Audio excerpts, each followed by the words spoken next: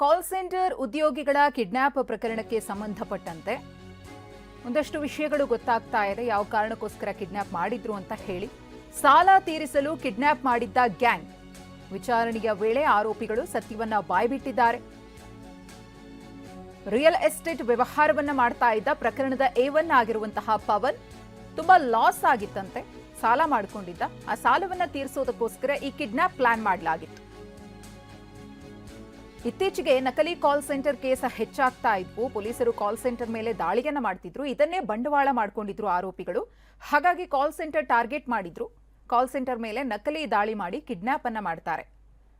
ಹಣಕ್ಕೋಸ್ಕರ ಬೇಡಿಕೆಯನ್ನ ಇಡ್ತಾರೆ. ಛಲಪತಿ, ಭರತ್, ಪವನ್, ಪ್ರಸನ್ನ, ಅತೀಕ್, ಜಬೀವುಲ್ಲಾ ಸೇರಿದಂತೆ 8 ಮಂದಿ ಆರೋಪಿಗಳನ್ನ ಕೋರಮಂಗಲ ಠಾಣೆಯ ಪೊಲೀಸರು ಬಂಧಿಸಿದ್ದಾರೆ. ವಿಚಾರಣೆಯ ಸಂದರ್ಭದಲ್ಲಿ ಯಾಕೆ ಈ ರೀತಿ ಪ್ಲಾನ್ ಮಾಡಿದ್ವಿ ಅನ್ನೋದನ್ನ ಆರೋಪಿಗಳು ಬಾಯ್ಬಿಟ್ಟಿದ್ದಾರೆ.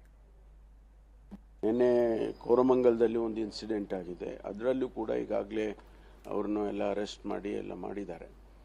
ಹಾಗಾಗಿ ಇಲಾಖೆ ಮೊನ್ನೆ ಕೂಡ ನಾನು ನಮ್ಮ ಸ್ಪೋರ್ಟ್ಸ್ ಇವೆಂಟಲ್ಲಿ ಹೇಳ್ತಾ ಇದ್ದೆ, police, Karnataka police, Bengaluru police ಭಾಳ ಸಮರ್ಥವಾಗಿ ಕೆಲಸ ಮಾಡ್ತಾರೆ ಅಂತೇಳಿ ಹೇಳ್ತಿದ್ದೆ ನಾನು. ಅವಾಗ ಇನ್ನೂ ಹಿಡಿದಿರಲಿಲ್ಲ. ಆದರೆ ನನಗೆ ಎಲ್ಲೋ ಒಂದು ಕಡೆ ವಿಶ್ವಾಸ ಇತ್ತು, ಹಿಡಿತಾರೆ ಅಂತಕ್ಕಂಥ ವಿಶ್ವಾಸ ಇತ್ತು. ಆ ಕೆಲಸವನ್ನು ಮಾಡಿದ್ದಾರೆ. ಅವರಿಗೆ ಅಭಿನಂದನೆಯನ್ನು ಹೇಳ್ತೇನೆ. ಅಲ್ಲಿ ಒಬ್ಬರು ಕಾನ್ಸ್ಟೇಬಲ್ ಇದ್ದಾರೆ, ಮಾಲೂರು ಪೊಲೀಸ್ ಟೌನ್ ಪೊಲೀಸ್ ಸ್ಟೇಷನ್ನಿಂದ. ಅವರನ್ನು ಈಗಾಗಲೇ ಅರೆಸ್ಟ್. ಇನ್ನು ಬಿಜೆಪಿ ನಾಯಕರ ಕುದುರೆ ವ್ಯಾಪಾರದ ಆರೋಪಕ್ಕೆ ಕಾಂಗ್ರೆಸ್ನ ನಾಯಕರು ಕೂಡ ತಿರುಗೇಟನ್ನ ಕೊಟ್ಟಿದ್ದಾರೆ. ಯಾರು ಏನ್ ಹೇಳಿದ್ದಾರೆ ನೋಡೋಣ. ಬಿಜೆಪಿ ಅವ್ರನ್ನ ನಾವೇನು ಸರ್ಟಿಫಿಕೇಟ್ ಕೇಳ್ತಾ ಇಲ್ಲ.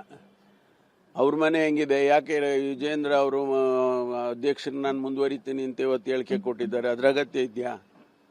ಏನು ಅಗತ್ಯ ಇದೆಯಾ ಹೇಳಿ. ಅವ್ರು ಯಾಕೆ ಹೇಳಿಕೆ ಕೊಡ್ಬೇಕು? ಅವ್ರ ಮನೆ ಸರಿ ಮಾಡ್ಕೊಳ್ಳಿ ಮೊದಲು. ಬಿಜೆಪಿ ಅವರು ಅವ್ರ ಮನೆ ಸರಿ ಮಾಡಿಕೊಂಡ್ರೆ ಆಮೇಲೆ ನಮ್ಮನ್ನು ಕೇಳ್ಬೋದಪ್ಪ. ಯಾವ್ಯಾವುದು ನಡೆದಿಲ್ಲ. ಎಲ್ಲ ಊಹಾಪೋಹಗಳು, ಎಲ್ಲ ಮಾಧ್ಯಮದಲ್ಲಿ ಬರ್ತಕ್ಕಂಥ ಸುದ್ದಿಗಳು. ನಾನು ಕೂಡ ಅಲ್ಲೇ ಇದ್ಕೊಂಡಿದ್ದು ಎಲ್ಲ ನೋಡ್ತಾ ಇದ್ದೇವೆ. ಯಾ ಕುದುರೆನೂ ಇಲ್ಲ, ಕತ್ತಿ ವ್ಯಾಪಾರನೂ ಇಲ್ಲ. ಅವರು ಬಿ ಜೆ ಪಿಯವರಿಗೆ ಇದು ರೂಢಿ. ಅವರೆಂದೂ ಜನ ಅವರಿಗೆ ಬಹುಮತದಿಂದ ಓಟ್ ಕೊಟ್ಟು ಗೆಲ್ಲಿಸಿ ಅವರೆಂದೂ ಮೆಜಾರಿಟಿ ಮಾಡ್ಕೊಂಡು ಬಂದವರಲ್ಲ. ಯಾವತ್ತು ಕುದುರೆ ವ್ಯಾಪಾರ ಮಾಡ್ಕೊಂಡು ಬಂದಿರೋರು ಆ ಕುದುರೆ ವ್ಯಾಪಾರ ಮಾಡೋದಕ್ಕೆ ಕನಸು ಬೀಳ್ತತೆ. ಈ ಕನಸಿನಾಗ ಹಿಂಗಾಗಿದ್ದೆ, ನಾನು ಹಿಂಗಾಗಿದ್ದೆ ಅಂಥೇಳಿ ಆ ಕನಸು ನನಸಾಗಕ್ಕೆ ಸಾಧ್ಯನೇ ಇಲ್ಲ. ಕಾಂಗ್ರೆಸ್ ಹೈಕಮಾಂಡು ಗಟ್ಟಿಯಾಗಿದೆ. ತೀರ್ಮಾನವನ್ನು ಅವರು ತಗೊತಾರೆ ಮತ್ತು ಮೆಜಾರಿಟಿ ನಮ್ಗೆ ಸಾಕಷ್ಟಿದೆ. ಸಿದ್ದರಾಮಯ್ಯ ಸರ್ಕಾರಕ್ಕೆ ದಿಕ್ಕು ದಿವಾಳಿ ಇಲ್ಲ ಅಂತ ಹೇಳಿ ಕಾಂಗ್ರೆಸ್ ಸರ್ಕಾರದ ವಿರುದ್ಧ ಕೇಂದ್ರ ಸಚಿವ ವಿ ಸೋಮಣ್ಣನವರು ಆಕ್ರೋಶವನ್ನ ವ್ಯಕ್ತಪಡಿಸಿದ್ದಾರೆ. ಈ ಸರ್ಕಾರಕ್ಕೆ ಜನಬೆಂಬಲ ಇಲ್ಲ, ಕಾಳಜಿ ಕೂಡ ಇಲ್ಲ. ಸಿದ್ದರಾಮಯ್ಯನವರಿಗೆ ಅಧಿಕಾರದ ಹುಚ್ಚು ಹಿಡಿದುಬಿಟ್ಟಿದೆ. ಈಗಿನ ಸಿದ್ದರಾಮಯ್ಯ ಭ್ರಷ್ಟಾಚಾರದ ಮತ್ತೊಂದು ಮುಖ ಎಂದಿದ್ದಾರೆ ವಿ ಸೋಮಣ್ಣ. ಸಿದ್ದರಾಮಯ್ಯನವ್ರಿಗೆ ಅಧಿಕಾರದ ಹುಚ್ಚು ಹಿಡ್ಕೊಬಿಟ್ಟಿದೆ. ನಾನು ಆ ಕಣ್ಣ ಸಿದ್ದರಾಮಯ್ಯ ಇವರಲ್ಲ. ಆ ಸಿದ್ದರಾಮಯ್ಯ ಕಳೆದೋಗವ್ರೆ ಅಂತ ಪದೇ ಪದೇ ತಮ್ಮ ಹತ್ರನೂ ಮಾತಾಡಿದ್ದೀನಿ, ಸಾರ್ವಜನಿಕವಾಗೂ ಹೇಳಿದ್ದೀನಿ. ಆ ಸಿದ್ದರಾಮಯ್ಯನವ್ರಿಗೆ ಸಾಮಾಜಿಕ ವ್ಯವಸ್ಥೆ, ಸಾಮಾಜಿಕ ಕಳಕಳಿ, ಸಮಾಜದಲ್ಲಿರ್ತಕ್ಕಂಥ ಕಟ್ಟಕಡೆಯ ಬಡವರ ಬಗ್ಗೆ ನಿಮ್ಗೇನಾದ್ರು ಕನ್ಸಂಡಿದ್ದಿದ್ರೆ 2 ವರ್ಷ 6 ತಿಂಗಳು 7 ತಿಂಗಳು ನಡೀತಾ ಇದೆ.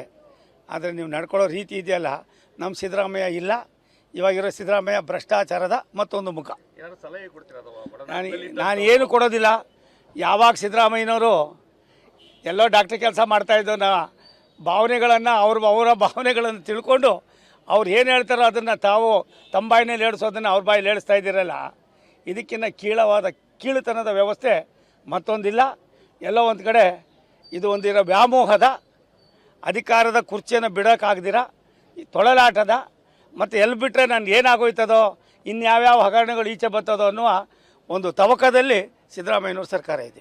ಯಾವುದಾದ್ರೂ ಒಂದು ಸರ್ಕಾರ ಜನಾದೇಶವನ್ನು ಧಿಕ್ಕರಿಸಿ ನಾವು ಮಾಡಿದ್ದೇ ಸರಿ ಅಂತ ಹೇಳಿ ದಿಕ್ಕು ದಿವಾಳಿ ಇಲ್ಲದೆ ಯಾವುದೇ ಒಂದು ಸಾರ್ವಜನಿಕರ ಹಿತವನ್ನು ಕಾಪಾಡೋದಕ್ಕೆ ಅರ್ಹತೆ ಇಲ್ಲದೆ ಯಾವುದಾದ್ರೂ ಒಂದು ಇಡೀ ಭಾರತ ದೇಶದಲ್ಲಿ ಒಂದು ಸರ್ಕಾರ ಇದ್ದರೆ ಅದು ಕರ್ನಾಟಕದಲ್ಲಿ ಇರ್ತಕ್ಕಂಥ ಸಿದ್ದರಾಮಯ್ಯನವ್ರ ಸರ್ಕಾರ.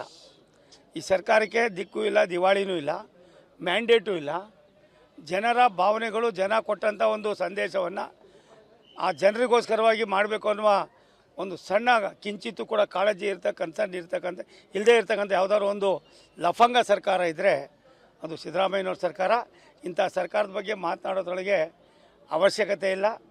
ಜನಾದೇಶವನ್ನು ಯಾರು ಧಿಕ್ಕರಿಸ್ತಾರೆ, ಜನನೂ ಕೂಡ ಅವರು ಧಿಕ್ಕರಿಸ್ತಕ್ಕಂಥ ಕಾಲ ಸನ್ನಿಹಿತವಾಗಿದೆ.